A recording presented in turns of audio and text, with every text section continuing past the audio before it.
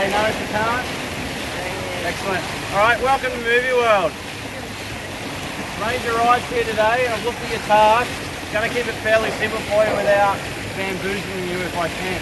All right. So the majority of rides that we use here are either using a gravity force ride, i.e. up a chain and using momentum to flow back to the station, or what we use an accelerated force. So some other force, whether it be by hydraulic or by an air pressure. For example, batwing is air pressure. Simple way to understand batwing. Has everyone played with a bicycle pump before? Yeah, everyone played with a bicycle pump? Ever put your finger over the end of it and press down on it and it bounces back at you? Yes? No? Welcome to batwing. Alright, simple as that. Alright, the other main one that everyone loves is Superman, obviously. Alright, so Superman is what's called a hydraulic launch. Alright, no different to an aircraft carrier. Alright, the only difference with an aircraft carrier to launch aircraft off the ship is instead of using steam, we use hydraulic oil. Okay, so it uses a big hook underneath the train and launches it at over 100 k's an hour. That's how you get up and over Superman.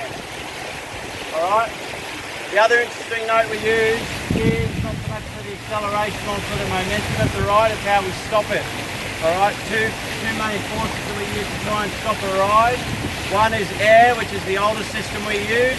So just like the old brake system, we put air pressure behind two pads and we clamp down on a bit of metal as you come in. Okay, so underneath the trains is usually a metal fin all the way along. As you come in, sensors detect you there, and then the brake pads come on, clamping you, bringing you to the stop. What we're evolving to now is a bit more scientific, as what's called eddy current or magnetism. Everyone remember magnets or has played with magnets before? Alright, we've got a north pole and a south pole. Yeah? Everyone remember what happens when you put a north to a north or a north to a south? It starts to repel and attract. So if we think of that principle, if we have the train as a north pole and we possibly have the track as another pole, what do you think is going to happen? It's going to attract to it, slow it down really quick. Same systems they use up Dreamer, we all use the same system. Alright, so Superman's the classic. You look over on the other side, you can just see through here. You can see some pins sticking up out of the track. Alright, so we have magnets underneath Superman. As it comes over the top of the pin, it automatically starts attracting itself to it, slows it down. Does that make sense? Yeah. Pretty cool. Alright, it's what we call redundant system. And the big thing with theme parks to make us safe is redundancy. The big thing with redundancy is we've got to counteract everything. As in, as soon as power goes off, we've got to have a way of stopping you or keeping you safe. The way we do that is magnets. Alright, especially stopping because you need no power to stop them, do you? Alright, magnets usually lose their force after about 1 billion years. I think we'll be alright. Alright? Any questions so far? No? Alright, so behind that is the brains of every ride, which is what's called a PLC, Programmable Logic Control. Alright, we sense a computer. Alright, so our ride engineers write safety programs, alright, that monitor the ride at all times. So on every ride we have what's called sensors. Now the sensors have a particular job of what's involved in the safety program. Alright, they might be monitoring speed, they might be monitoring where you are, they might be monitoring when you've stopped. What the PLC or the computer does then is it starts to relate all that information and come up with calculations. Hence, do I need to slow it down more? Where's another train? What do I need to do with the system? Now the big word I used before, what was the catchword I used before with our safety system?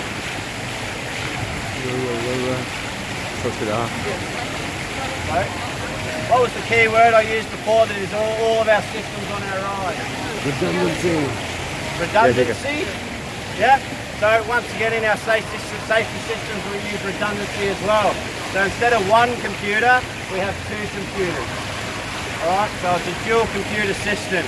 So what that does as well, it's got to get the same answer out of both computers. Otherwise it will not run. So if one computer says yes, the other computer says no, there's a no-go for launch.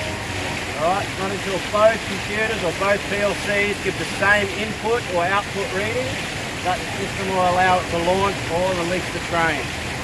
Alright, that's especially important with ones like Greenland and also Scooby-Doo, alright, where you've got multiple cars on the track. Alright, obviously in school holidays we run 2 trains on Superman, so it still comes into force in that one. But any of the minor rides that only have 1 car, you still run 2 PLCs, but it's just not as important because you're not going to run into anything, are you? Worst case scenario, you're just going to get another loop for free. Alright, but the bigger rides with multiple cars, those 2 PLCs or those 2 computers are doing millions of calculations every second to make sure everything's right. If nothing's right, or something's discrepancy is somewhere within the computer, the ride will shut down. Alright, hence the reason you might have been on an evac, or you see on the news we've had a ride stoppage.